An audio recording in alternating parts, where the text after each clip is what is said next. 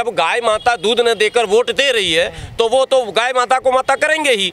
वो मथुरा अयोध्या से जब केंद्र की सत्ता प्राप्ति हो गई तो वो मथुरा से और जो बचा कुचा है वो सब लेंगे, क्योंकि उनको राज्यसभा में भी बहुमत चाहिए। उनको तो संविधान मिटाना असल उद्देश्य है। कहीं पे निगाहें, कहीं निगाह जो है वो है असल में संविधान पर, और निशाना साध रहे हैं टोपी पर। और हम लोग हमेशा कहते हैं ना, दाढ़ी की न चोटी की लड़ाई है रोटी की।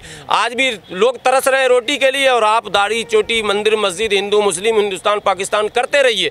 और लोग भी उसी तरफ जा रहे हैं, पाकिस्तान को सीधा कर देंगे। आज तक कोई सीधा नहीं किया। चीन को मार देंगे, आज तक कोई नहीं मारा। ठीक है, मुसलमान को भगा देंगे, आज तक किसी ने नहीं भगाया। मुसलमान को खल्लास कर देंगे, ख़त्म कर देंगे, तबाह कर देंगे, बर्बाद कर देंगे। कहीं कुछ नहीं हुआ, बस एक दूठों को पकड़ के मॉब लिंचिंग कर देता। कोई गरीब आदमी बेचारा साइकिल वाला, रेहड़ी वाला, पटरी वाला, चूड़ी बेच रहा, हल्दी बेच रहा, कुछ भी बेच रहा, अब तक फेरी वालों के ही साथ हुआ है। फल बेचने वाले, सब्जी बेचने वाले, मछली मुर्गा बेचने वाले, इन्हीं की मॉब लिंचिंग हो जाती है। कोई रिक्शा चलाने वाला, ऑटो चलाने वाला, इनके साथ हमला हो जाता है। बोले मुसलमान को हम बहुत मार रहे हैं। बात समझ रहे कि नहीं? और बस ये इसी पर लोग वोट दे देने। तो आप दीजिए वोट, आपको मुबारक हो। देश बीजेपी कह रही है देश में बड़ी आबादी किसकी है?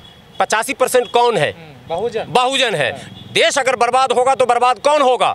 बहुजन बर्बाद होगा। देश बर्बाद होगा तो बहुजन का सत्यानाश होना है। सोचना बहुजन को पड़ेगा, लोकतंत्र बचाना बहुजन को पड़ेगा, संविधान बचाना बहुजन को पड़ेगा, और सारी व्यवस्था को बदलने का प्रयास करना बहुजन को पड़ेगा। लेकिन जब मौर्य जी कहेंगे कि मथुरा में हम तो मंदिर बनाकर रहेंगे, वो मौर्य जी जिसकी कुर्सी गार के नीचे से खींच लिया योगी ने, शर्म नहीं मौर्य को कि भाई तुमको अब तक सरकार में रह के उप मुख्यमंत्री हो के तुम्हारी इज्जत ये है कि टेबल कुर्सी छीना जा रहा तुमसे।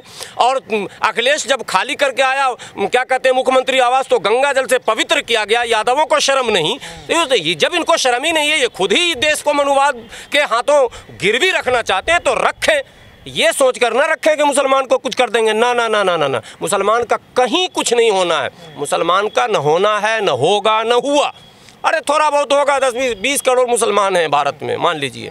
पूरी दुनिया में अब तक 2 बार वर्ल्ड वार हुआ है। एक मिनट, मैं यादवों को भी समझा दे रहा हूँ हिंदी में। यादवों ने ही तो सरकार बनाई है मोदी योगी की, और बिहार में नीतीश की, और किसी ने नहीं बनाया। बात तो मैं ये बता देना चाहता हूँ, प्रथम विश्व युद्ध, द्वितीय विश्व युद्ध में अब तक दोनों विश्व युद्ध को जोड़ लेंगे तो 1 करोड़ लोग नहीं मरे हैं। तो कौन सा युद्ध करोगे कि 20 करोड़ मियाँ को मार दोगे? हमको वो युद्ध का नाम बता दो जरा सा। तो जब मार ही नहीं सकते तो फिर करोगे क्या? धर्म परिवर्तन करा लोगे? वसीम रिजवी समझ लिए हो, बात समझ रहे हैं? वो भी नहीं करा सकते हो। तो कुल मिलाकर संकट में कुछ और है मामला। मौर्य कह रहे हैं आस्था का मामला हमारे। हाँ, तो मौर्य को आस्था मुबारक हो। जूता वाला आस्था, कुर्सी खींचने वाला आस्था, मैंने लतियाने वाला आस्था, अछूत है। उन्हें पता नहीं है कि जिस धर्म की वो पैरवी कर रहे हैं वो धर्म उन्हें अछूत कहता है। जिस धर्म की वो वकालत कर रहे हैं वो धर्म उन्हें अछूत कहता है। मैं नहीं कह रहा हूँ, संविधान नहीं कह रहा। संविधान की नज़र में सब बराबर है। मैंने इक्वलिटी बिफोर लॉ आर्टिकल 14 हमारा खुलेआम में कह रहा। लेकिन उनको संविधान नहीं चाहिए ना, उनको तो चतुर्वर्गीय वर्ण व्यवस्था चाहिए ना। तो जाए ना, वो मौर्य जी को मुबारक हो। देखते हैं मुख्यमंत्री बन जाएंगे इस बार, जो फूलपुर से हारे इस बार विधानसभा कि हम अयोध्या में मंदिर बनवा रहे हैं ना। वो अयोध्या कहते, अच्छा याद दिला दिया। राम मंदिर के शिलान्यास में मौर्य जी कहीं नजर आए थे क्या? एक वीडियो दिखा दीजिए। वीडियो दिखा दिए, मैं मौर्य जी के पैर छू के आ जाऊंगा। दूर दूर तक फरकने नहीं दिया था किसी को, दूर दूर तक। ठीक है, और मौर्य जी उछल रहे हैं। मतलब अब्दुल्ला की शादी में हुक्म, बेगाने की शादी में अब्दुल्ला दीवाना वाली बात है। खा मका की बात। अरे योगी जी ये बात बोलते तो हम मान लेते कि चलो योगी जी का तो एजेंडा है। कोई और जी बोलते, दुबे जी, चौबे जी, छब्बे जी, त्रिपाठी जी, मिश्रा जी बोलते तो भी हम मान जाते। ये साहब कहाँ से आ गए मौर्य जी बोलने? क्या पता बोलकर मुख्यमंत्री बन जाए इस बार। हाँ, तो प्रतीक्षा कीजिए। इब्तिदाई इश्क में रोता है क्या? आगे आगे देखिए होता है क्या। मुख्यमंत्री बनेंगे कि विधायकी इनकी जाएगी, वो भी अभी समय है। आज मथुरा को छावनी में तब्दील कर दिया। हाँ, वो तो ठीक है। ये भी देखना है कि क्या क्या मोदी योगी सरकार करती है। संविधान की रक्षा होता है या क्या होता है। लेकिन दिल्ली के जंतर मंतर पर आज जो दृश्य था, वो दृश्य भी कहीं न कहीं डराने वाला है। मैं वहीं मौजूद था। वहाँ कई हिंदू संगठनों का जमावड़ा हुआ। सारे जय श्री राम, जय श्री कृष्ण के नारे लगे और खुलेआम तलवार लहराए गए वहाँ। और सैकड़ों तलवार, जिसकी तस्वीर मेरे पास मौजूद है, और तलवार लहराकर जो है कहा गया कि हम तोड़कर रहेंगे। और वहाँ सांकेतिक जलाभिषेक भी किया गया। आप लोग तो कहते हैं बीजेपी से परेशान है जनता। बीजेपी के छत्र छाए में तो ये काम हो रहा है। सरकार के छत्र छाए में हो रहा है। परिंदा नहीं हिल सकता सरकार चाहे तो।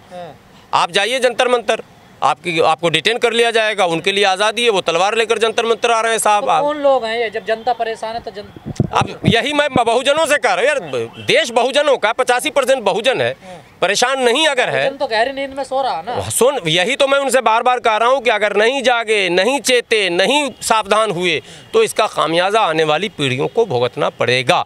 ठीक है, और ये जो कुछ आप देख रहे हो, तलवार और गदा जो लहर रहा है, ये आपके लिए नहीं है। आपको तो बाबा साहब ने कलम और किताब दिया था, आपको तो पढ़ो और बढ़ो का नारा दिया था। आप कहाँ उन तलवार वालों के पीछे पड़ रहे हो तिलक लगाकर।